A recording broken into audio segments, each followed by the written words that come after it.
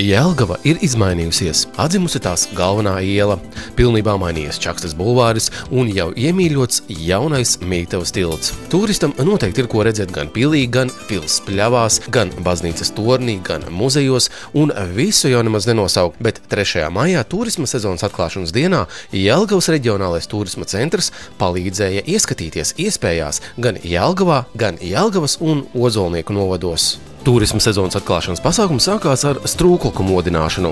Kā pirmās tika ieslēgtas strūklakas ūdenskritumi Jāņa Čakstes bulvārī, pieskandinot bulvāri ar bērnu un jauniešu centra Junda dejotāju priekšnesumu. Jelgavas studentu teātra aktieri modināja veiksmes simbolu skulptūru strūklaku Jelgavas students. Pieskaroties studenta lietu sargam, jāiedomājas vēlēšanās, un tā noteikti piepildīsies.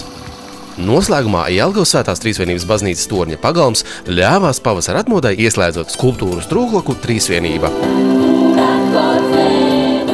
Visiem klātesošiem bija iespēja baudīt grupas Tirkijas bērnu un Jelgavas popkora priekšnesumus. Pasākumu laikā certifikāts saņēma jaunie Jelgavas novada un Ozolnieku novada turisma gidi, kuri šogad pabeiguši gidu kursus Zemgales reģiona kompetenču attīstības centrā. Šogad Jelgava iegūst vēl klāt 17 jaunus gidus. Un tas nozīmē, ka tiks veidoti jauni maršrutu piedāvājumi gan ar kājām, gan automašīnu, gan autobusu, gan arī ar velosipēdiem.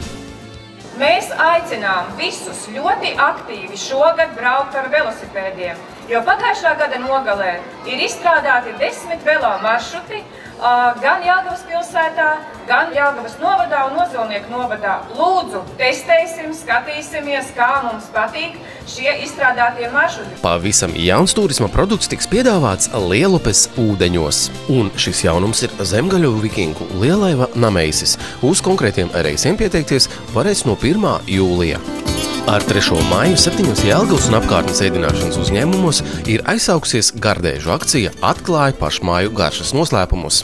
Akcijas galvenais mērķis ir parādīt, ka gardus un interesantus ēdienus var pagatavot arī no vietējiem produktiem, kas audzēti un iegūti tepat Zemgales plašajos līdzenumos. Turisma sezonas atklāšanas pasākuma laikā ikvienam bija iespēja nogaršot kādu no vasaras sezonas ēdienkartē piedāvātajiem akcijas ēdieniem un novērtēt pašmāju garšas noslēpumus. Visi aicināti paviesoties Jelgavas reģionālajā turisma centrā, kas atrodas Jelgavas Svētās Trīsvienības baznīcas torņa 1. stāvā, un iepazīties ar Jelgavas reģionālā turisma centra darbību, sniegtajiem pakalpojumiem un turisma piedāvājumu šajā sezonā. No 1. maija centrs strādā pēc vasaras darba laika, kas nozīmē, ka turisma informācija Jelgavā tiks sniegta 7 dienas nedēļā, turklāt 6 no tām līdz pat 22. Turisma sezonas atklāšanas dienā Jelgavas reģionālais turisma centrs aicināja interesantus doties arī aizraujošās ekskursijās pa Jelgavas pilsētu un apkārtni. Tika piedāvāta ekskursija ar autobusu Vēsture, māksla un garša Jelgavas novadā. Maršrutā bija iekļauts gan uzņēmums Mālkalni, kas ražo gardus sierus, gan arī Lielvircavas muiža, kas ir tikai likumsakarīgi, jo Jelgavas novadā daudz tiek darīts, lai muižas atdzīvojas, lai tur dzīvo senie stāsti un cilvēki.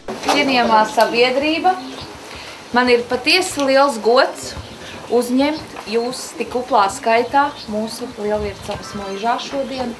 Ir brīnišķīgs laiks, un es domāju, mēs visi jūtamies ļoti labi.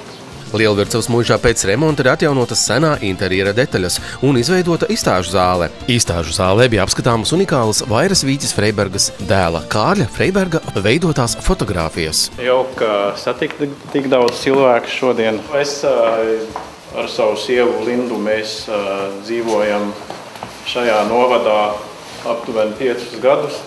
Mums arī ir meita, kurai ir 1 gads un 3 mēneši. Lielvircavas muižā ir apskatāmi biedrības Lielbarons projektā pēc vēsturiskām piegriezniem tapusi tērpu kolekcija atbilstoši 19. gadsimta 70. 80. gadu muižnieku modes tendencēm Kurzemes guberņā. Viktorijas laika turnīra stila tērpi, kas maksimāli pietuvināti autentiskumam gan šūšanas tehnikā, gan izmantotajos materiālos. Tērpi tika izvietoti patstāvīgajā ekspozīcijā Lielvircavas muižā, bet dodot iespēju tos redzēt plašākam lokam, ir plānotas arī ceļojošās izstādes pa visu novadu. Visā Krašņumā tērpu kolekcija būs redzama Jelgavas novada svētkos 5. jūlijā. Pēc muižas apskates brauciena dalībnieki apskatīja arī vecāko mūra baznīcu Jelgavas novadā – Lielvircavas baznīcu. Turisma sezonas atklāšanas dienā klātesošiem tika piedāvāta arī velo ekskursija 4 ciemi Ozolnieku novadā, kuras ietvaros varēja apskatīt arī vienu no populārākajiem mākslīgi veidotajiem dīķiem Ozolnieku ezeru, kas veidots pēc mālu karjera rekultivācijas 1978. gadā. Tāpat ar riteni vai bez vēsturisko vērtību cienītājiem ir iespēja apskatīt savdabīgo arhitektūras pieminekli Teteles muižas torni, kas atrodas Dendroloģiskā parkā Lielupes krastā. Ozolnieku novads var lepoties ar Latvijas valsts pirmā prezidenta Jāņa Čakstes dzimtas mājām Auči, kas atrodas Salgalas pagastā. Ceļotājus gaida arī dzejnieku Edvarda Virzes un Elzas Stērstes muzeja māja Billītes, kas ir dzimtas īpašums jau kopš seniem laikiem. Tagadējā veidolā māja pārbūvēta pagājušā gadsimta 30. gadu beigās pēc režisora Eduarda Smiļģa projekta. Billītēs ir sarakstīti Virzes nozīmīgākie darbi, no kuriem īpaši jāpiemina poēma prozā Straumēni un dzejolis Baigā vasara.